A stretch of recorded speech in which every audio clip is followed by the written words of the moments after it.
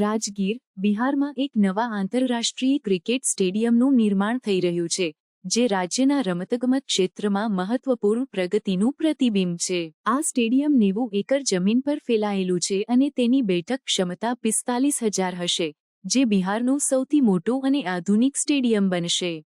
આ પ્રોજેક્ટનું નિર્માણ 2018માં શરૂ થયું હતું, જેમાં શપુરજી પલ્લોન્જી ગ્રુપ મુખ્ય નિર્માણકાર છે. આ સ્ટેડિયમ માત્ર ક્રિકેટ માટે જ નહીં, પરંતુ ફૂટબોલ સહિતના અન્ય રમતો માટે પણ સુવિધાઓ ધરાવશે. આમાં 28 ઇન્ડોર અને આઉટડોર રમતો માટેની સુવિધાઓ, એક સંશોધન કેન્દ્ર, પ્રેરણા કેન્દ્ર, રમતગમત લાઇબ્રેરી, સ્વિમિંગ પૂલ અને કેફેટેરિયા શામેલ છે. આ પ્રોજેક્ટનું કુલ અંદાજિત ખર્ચ 633 કરોડ રૂપિયા છે.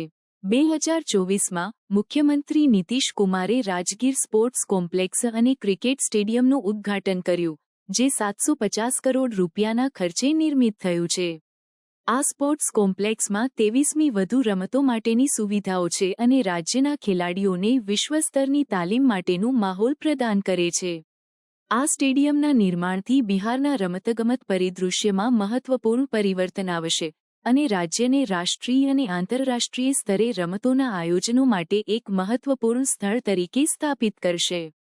આ પ્રોજેક્ટ રાજ્યના યુવા ખેલાડીઓને ઉત્તમ સુવિધાઓ અને તાલીમ પ્રદાન કરીને તેમની પ્રતિભાને વિકસિત કરવામાં મદદરૂપ થશે.